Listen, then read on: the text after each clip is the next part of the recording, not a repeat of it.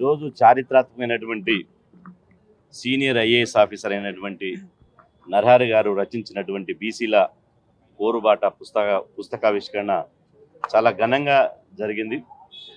పార్టీలకు అతీతంగా, జెండాలకు అతీతంగా ఈ పుస్తకావిష్కరణ కార్యక్రమంలో పాల్గొనడం జరిగింది. ఇది చారిత్రాత్మకమైనటువంటి ఈ జరిగినటువంటి పుస్తకావిష్కరణ. ఈ సందర్భంగా ఇంకా దేశంలో కానీ రాష్ట్రంలో కానీ బీసీ సాహిత్యం రావాల్సినటువంటి అవసరం ఉంది. ఏ ఉద్యమం ప్రపంచంలో ఏ ఉద్యమం విజయవంతం కావాలన్నా దానికి సాంస్కృతిక ఉద్యమమే పునాది రాయి. కాబట్టి బీసీలకు కూడా సాంస్కృతిక సాహిత్య పునాది ఉంటేనే బీసీ ఉద్యమం విజయవంతమవుతుంది. ఇవాళ కవులు, రచయితలు, మేధావులు రచించాల్సినటువంటి పుస్తకాలను చివరికి ఒక ఐఏఎస్ ఆఫీసరు ప్రిన్సిపల్ సెక్రటరీగా పనిచేసుకుంటూనే ఈ పుస్తకాన్ని తీసుకురావడం చాలా గొప్ప విషయం, అభినందిస్తున్నాం. ఏదేమైనప్పటికీ అటు దేశంలో కానీ ఇటు రాష్ట్రంలో కానీ బీసీల రాజకీయ శకం ఆరంభమైంది. దీన్ని ఎవ్వడు ఆపలేడుగా.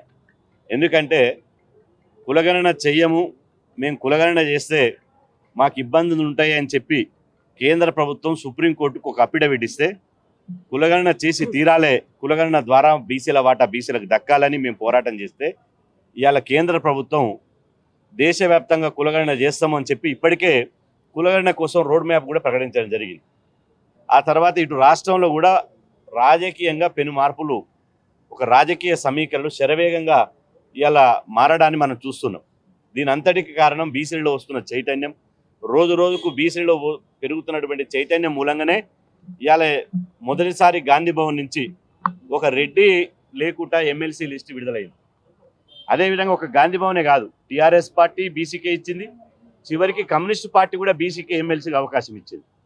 ఆ తర్వాత నిన్నగాక మొన్న కాంగ్రెస్ పార్టీ చేసినటువంటి ఇవాళ పొలిటికల్ అఫైర్స్ కమిటీ కానీ, ఆ పార్టీ కమిటీలలో కానీ, జనరల్ సెక్రటరీలో కానీ, వైస్ ప్రెసిడెంట్లో కానీ ఈరోజు 70% పదవులు బీసీ, ఎస్సీ, ఎస్టీలకి ఇవ్వడం జరిగింది.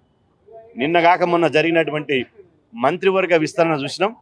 మంత్రివర్గ విస్తరణలో రెండోసారి జరిగినటువంటి మంత్రివర్గ విస్తరణలో రెడ్డి లేకుండా, ఒక అగ్రకుల వ్యక్తి లేకుండా మంత్రివర్గ విస్తరణ రెండోసారి జరిగింది. దీనికి అంతటి కారణం పాలకులకు బడుగుల మీద ప్రేమతోటి ఇచ్చినవి కావు. బీసీలంతా చైతన్యమై మా వాటా మాకు కావాలి, కులగణన జరగాలి, కులగణన ప్రకారం దాని ఫలితాలు దక్కాలని మేము పోరాటం చేస్తుంటే ఇవాళ అందులో భాగంగానే అన్ని రాజకీయ పార్టీలు పోటీపడి ఇవాళ బీసీ నినాదం ఎత్తుకునే సంతోషం. ఇలా పిసిసి అధ్యక్షులే స్వయంగా చెప్పాడు, బీసీలు ఏకమైతే భవిష్యత్ అంతా బీసీలదే. ఇవాళ 2009 ఎన్నికల్లో బీసీ ఎజెండాగానే ఎన్నికలు జరగబోతున్నాయి, బీసీ నినాదంతో ఎన్నికలు జరగబోతున్నాయి. రేపు 2029లో ఏ రాజకీయ పార్టీ బీసీ ముఖ్యమంత్రిని చేస్తుందో, ఏ రాజకీయ పార్టీ అన్ని రాజకీయ పార్టీల కంటే బీసీలకు ఎమ్మెల్యేగా, ఎంపీగా పోటీ చేసేటువంటి అభ్యర్థులను బీఫామ్లు ఇస్తుందో ఆ పార్టీ అధికారంలోకి వచ్చే అవకాశం ఉంటుంది. ఇతర అంశాల మీద ఎన్నికలు జరగవు, ఇది ఓన్లీ బీసీ అంశం మీద ఎన్నికలు జరుగుతాయి. కాబట్టి ఈ బీసీ ఉద్యమాన్ని ఇంకా ఉధృతం తీసుకుపోతాం, పల్లె పల్లెకి తీసుకుపోతాం. బీసీ ఉద్యమాన్ని గల్లీ నుంచి ఢిల్లీ వరకు విస్తరింపజేస్తాం. ఈ సందర్భంగా స్థానిక సంస్థల ముఖ్యమంత్రి అంటారు, ఒకటేమో రేవంత్ రెడ్డి 5 ఏళ్ళు ఆయనే ఉంటాంటాడు, అటేమో కేసీఆర్ నేను ముఖ్యమంత్రి అంటాడు. మరి ఎట్లా? మరి ఇప్పుడు నేను చెప్పింది కాదు, వేదిక మీదనే పిసిసి అధ్యక్షుడు మహేష్ కుమార్ గౌడ్ గారు భవిష్యత్తులో, ఇప్పుడు రేవంత్ రెడ్డి గారు ఉన్నారు, అయిపోయింది, ఎన్నుకున్నారు. 2029లో వచ్చే ఎన్నికల్లో ఏ పార్టీ అయినా బీసీ ముఖ్యమంత్రి ఎజెండాగానే ఎన్నికలు జరగబోతున్నాయి. మీరు 100% రాసి పెట్టుకోండి.